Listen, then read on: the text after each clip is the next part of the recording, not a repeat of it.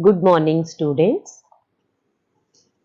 Today we are going to start with chapter number 3 of economics, money and credit. It is a very interesting chapter which deals with money, especially the working of the banks, how do banks work, then how money is accepted as a medium of exchange, and then we are going to do the role of RBI, Reserve Bank of India, and in the end we will also do formal and informal sector credits with lots of examples and lots of activities in between. So let's start the chapter with the first topic, that is money as a medium of exchange. Children, when you go to the market, how do you buy the goods? In today's time, either we take the goods, we buy the goods and give the money, or there are different methods now, the new methods which have come. Either we pay through the different apps like Paytm, etc., or we have the credit or the debit cards through which we pay the money. So whatever is the method, it is the money which is being transacted between the two people. So that is the topic, money as a medium of exchange. Now in the past, in the olden days, if you look at the type of the exchanges, there were different types of, or the methods of exchanges were done. In some cases, we don't exchange the money at all. Rather, services are being exchanged. That means instead of paying in money, we sometimes pay in kind also. For example, if a person is working at your home, sometimes instead of giving money, we give that person maybe some clothes or food or some other, in kind we pay them. But most often we see that goods are bought and sold with the use of money only. Now, have you ever wondered that why these transactions take place in money? The reason is simple. A person holding money can easily exchange it for any commodity. If we have cash in our hand, we can easily buy any good in the market, whatever we want. Thus, everyone prefers to receive payment in money and then exchange the money for the things that they want. Example is given here. If, for example, the case of a shoe manufacturer, there is a shoe manufacturer who sells shoes in the market. Now, this person wants to sell shoes in the market and he wants wheat. What the shoe manufacturer will do? He will first sell the shoes that he has produced for money. So, he will sell the shoes and instead of that, he will get the money. After getting that money, he will spend that money in buying wheat because he wanted wheat. So, he will take that money and buy wheat. And this is a very simple exchange which is possible because of the money. But imagine that there is no money in between. That is, money is not a medium of exchange. Imagine what would have happened, how the shoe manufacturer will exchange it with anything and then buy wheat. So let us see this example further. It would be difficult for the shoe manufacturer without the money to exchange these shoes for wheat.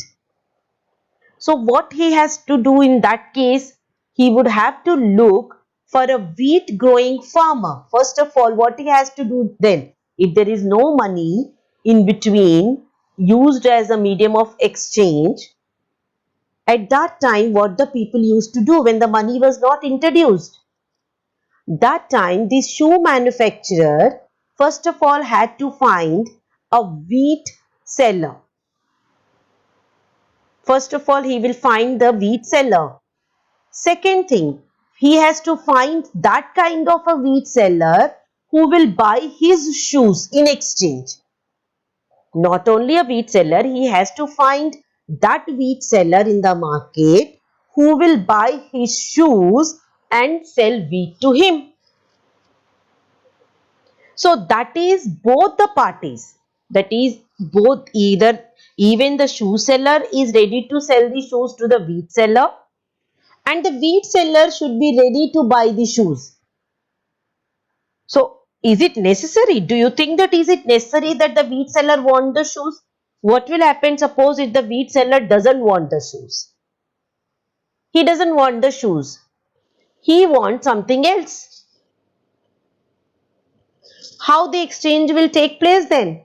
It is difficult. The exchange will not take place. And to find such a person in the whole market, such a big market, it's so difficult. Now, market here doesn't mean a place, just a small place like maybe a Dwarka market or a Sipori market. Market is not that meaning. Market here means exchange of goods, a place where the exchange of the goods take place. So it is difficult to find such a market where, for the shoe seller, where he will find a wheat seller who will buy his shoes and sell wheat to him. If he suppose gets that kind of a wheat seller, that is known as double coincidence of wants. Suppose the shoe seller finds a wheat seller who will buy his shoes and in exchange will sell his wheat to him.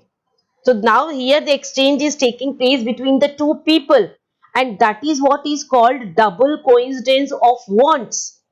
It is actually coincidence because it is difficult to happen in a market. I'll explain further. Suppose if I am a shoe seller and you are a wheat seller, and there is third person C who is maybe a cloth seller.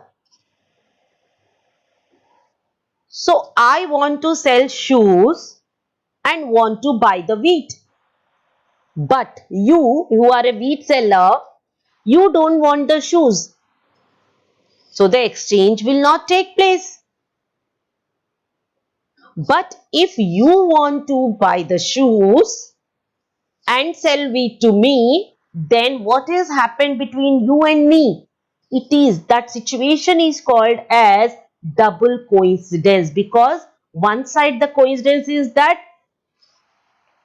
I am ready to sell the shoes in exchange of wheat, and the second coincidence is that you are ready to sell wheat to me in exchange of shoes. That is called as double coincidence of wants. So the proper meaning of double coincidence of wants is given here. What a person desires to sell is exactly what the other wishes to buy. As I told you in the example, what a person, shoe seller, desires to sell shoes is exactly what the wheat seller wishes to buy and sell the wheat. That is your double coincidence of wants. And children, this happens, double coincidence of wants, in a system which is called as barter system. You might have heard the term barter system. It used to take place in olden times. Even now, in some of the places, in some of the goods, it takes place, barter system. For example, you might have seen near your houses when the old clothes get collected. Sometimes our mothers sell these old clothes and buys the utensils. So you might have seen it often. So that is again a barter system, children. which is taking place even now also. So this double coincidence of wants actually takes place in the barter system, where the exchange is done without the use of money. There is no money which is used here. And in this barter system, the most essential feature is double coincidence of wants. That is the essential feature of barter system. So it's a 1 mark question. What is the essential feature of barter system? And next question, explain double coincidence of wants by giving example. Explain double coincidence of wants by giving example. And then we will also do how money eliminates this double coincidence of wants. How money has eliminated or removed double coincidence of wants. Now, in this example only, if there is money in between these people, then what will happen? Shoe seller will sell his shoes to anyone in the market who wants to buy the shoes and will get the money in exchange. And with that money, now he can go to any wheat seller and buy the wheat. So what has happened here? This money has eliminated double coincidence of want. So it is the very, very important question. The next question, that is the third question. How money eliminates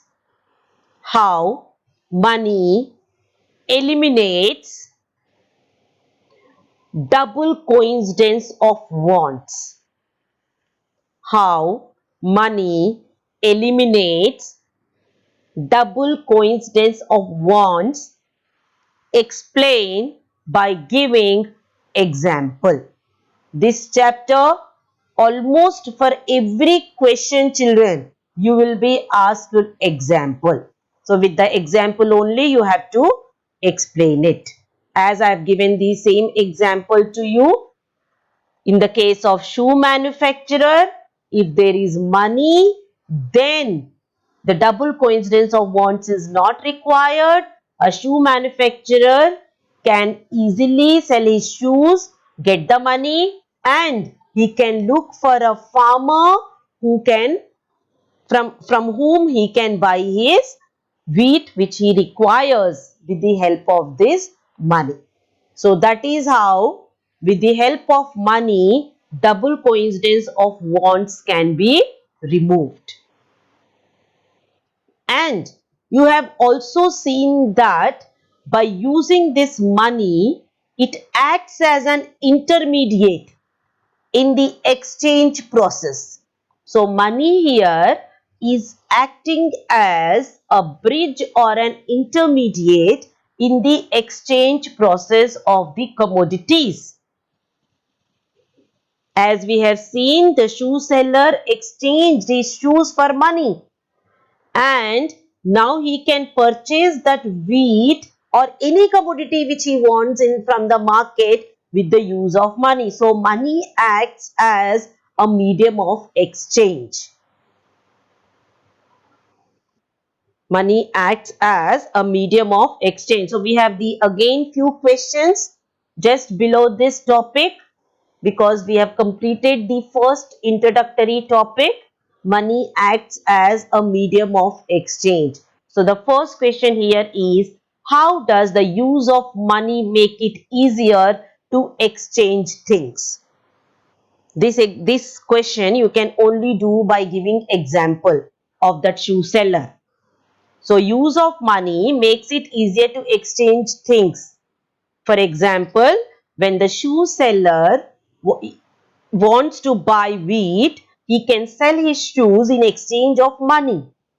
By using that money, he can buy wheat or any other commodity which he requires from the market. In this way, money is acting as an intermediate in the exchange process. That is the answer, children, for this question. So this is the fourth question from this part. Fourth question which I have given you. How money makes it easier to exchange things. Let's continue with the next continuation part of money only. When we go back to our past, the exchange medium was entirely different. There was barter system which we have done just now when the goods are exchanged with the goods. But there were other mediums of exchange also. For example, there was a time when various coins were exchanged instead of the goods. What type of coins I am talking about? In the early ages, the coins used were gold coins, silver coin, copper coins, etc. These were used as a medium of exchange. But do you know that it was so difficult to exchange? For example, if you exchange with me some wheat, you bought wheat from me and you have given me a gold coin. In exchange of that, say maybe a 5 kgs of wheat, I have sold it to you and you are giving me a gold coin. Now think of what will happen if the gold coin is lost. Gold coin is itself a precious coin. So it has its own value. Not only it is acting as a medium of exchange, it has its own value. So it's a double loss for me. If I lose that coin, it's a double loss for me. So the use of gold, silver, copper ended because these coins were themselves very precious. You cannot use such coins which themselves are very precious.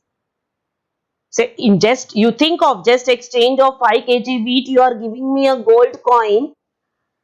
That means maybe worth of 10 rupees. In olden days, if I talk about 10 rupees, the coin worth is of 10 rupees, but actually the gold coin is itself of a great value. So I am losing both. Not only I am losing 10 rupees, I am losing so much of value. So that's how it ended, because it was not possible to exchange with the coins. Then came a situation when the grains and cattle were exchanged. Like one pair of shoes with 1 kg of grain. For everything grains was used. If I have to buy clothes, I will give the grains to that person. If that cloth seller want to buy maybe some pots, he will take pots and give the grains. Pot seller want to buy maybe some other goods. Maybe he want to buy the inputs, seeds, etc. for farming. He will give the grains to that person. So that grains used to move from one person to another person, which is again very difficult situation. Then we have cattle. Sometimes the cattle was used to exchange.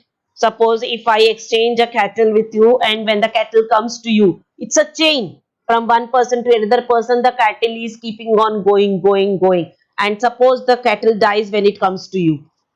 Again, it's a great loss. So that is how it ended all these. So different phases of the exchanges were seen in the past, and then finally came the modern form of money. That is the modern form of the money we are doing right now, the currency. Modern forms of money include, what do you see children? Presently the money which we are using is the modern form of money. What is it? It is paper notes and coin. You might have seen it is made up of paper and the coins. Unlike the coins like the past, unlike the coins like gold, silver coin or copper coin, these coins, they themselves do not have any value. So unlike the old coins, as I was mentioning, the precious metals such as gold, silver coin, copper coins or the grains and cattle, they are neither of everyday use. The modern currency is without any use of its own. Think of that paper currency. if there is nothing written on that paper currency, say 100 is not written, or even the figure of Gandhiji is not there on that paper currency, or no value is written on that, what is the value of that paper then? It is of zero value. But in the olden days, it was not like that. Even on the gold coin, if 1 rupee is not written, the gold coin itself was so much of precious, it was so much worth it had. So that is what I am explaining you, that the present currency, whether it is the paper notes or the coins, they themselves don't have the value unless until it is printed on it. Some value is printed on it. So the question comes that then why is it accepted as a medium of exchange? When these notes or coins, they don't themselves don't have any value, then why are we accepting it as a medium of exchange? It is accepted as medium of exchange because this is 1 mark question, children. Why are we accepting the modern currency as a medium of exchange?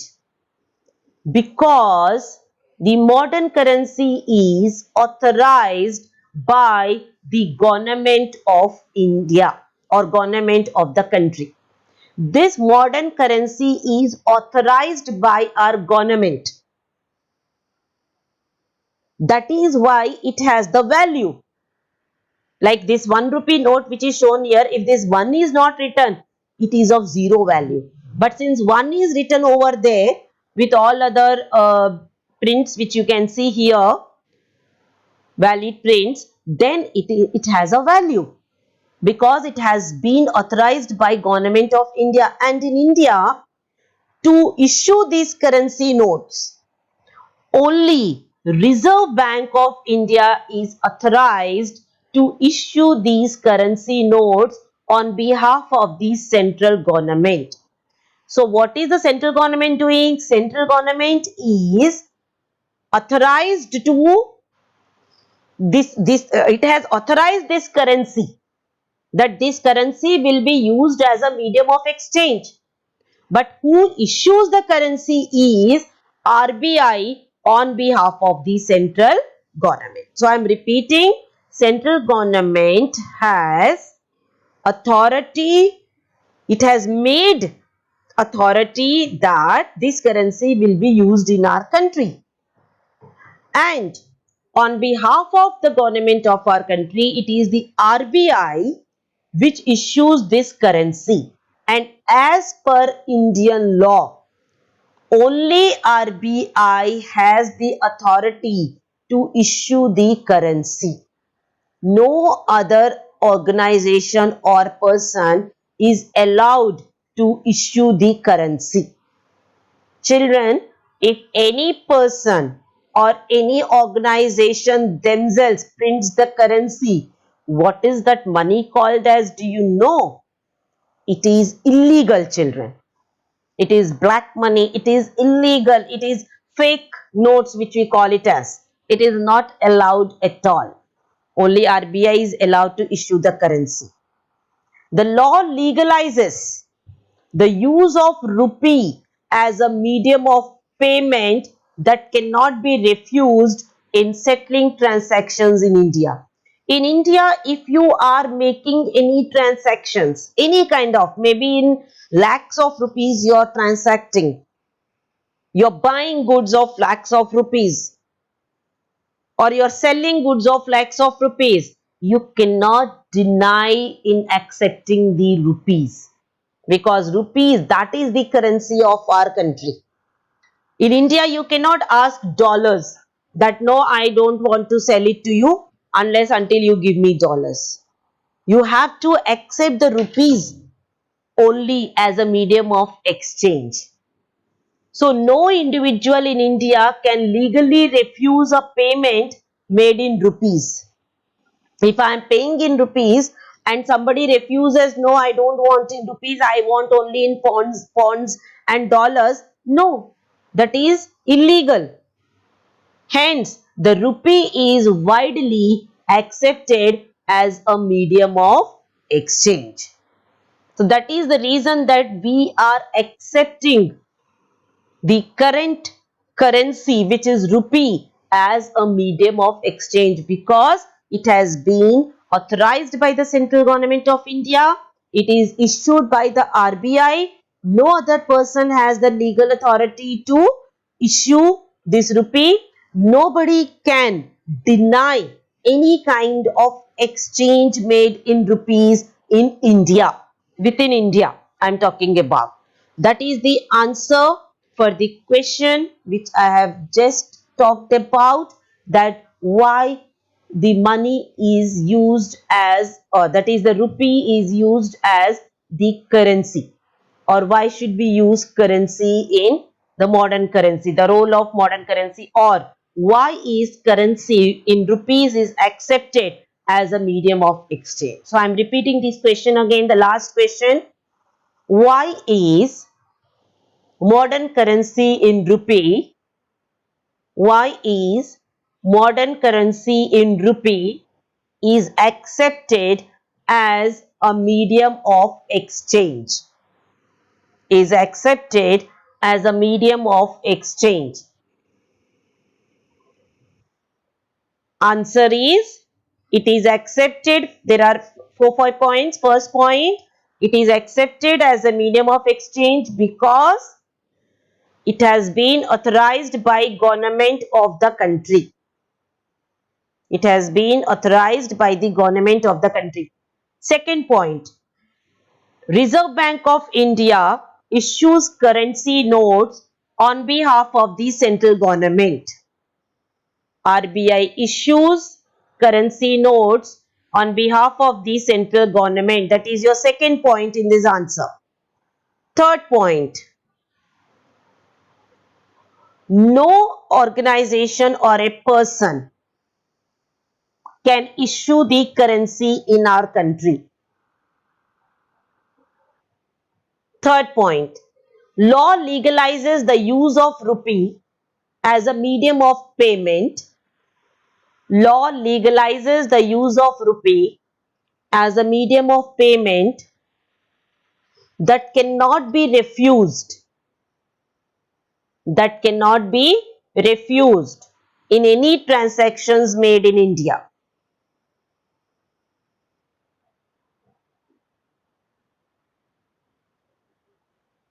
That's all. So, hence, in the last you will write hence, rupee is widely accepted, hence, rupee is widely accepted as a medium of exchange. That's all, children, for today. I hope you have followed and do these questions which I have given from within the chapter. All the questions. Don't pile up your work, children, because this is the third chapter of economics which I am doing. So you don't pile up the work, complete your work till date, whatever has been done. Because side by side, I am also taking your tests. So to keep revising those. In the next class, I'll do the deposits with banks. Again, a very interesting part coming. And you will know even the check payments also. Why the payments are done in check, how is check written, etc. So let's continue in the next class, children. Have a good day and hope you have followed everything. You have any doubt, you can inbox me and ask me, children. Have a good day, students.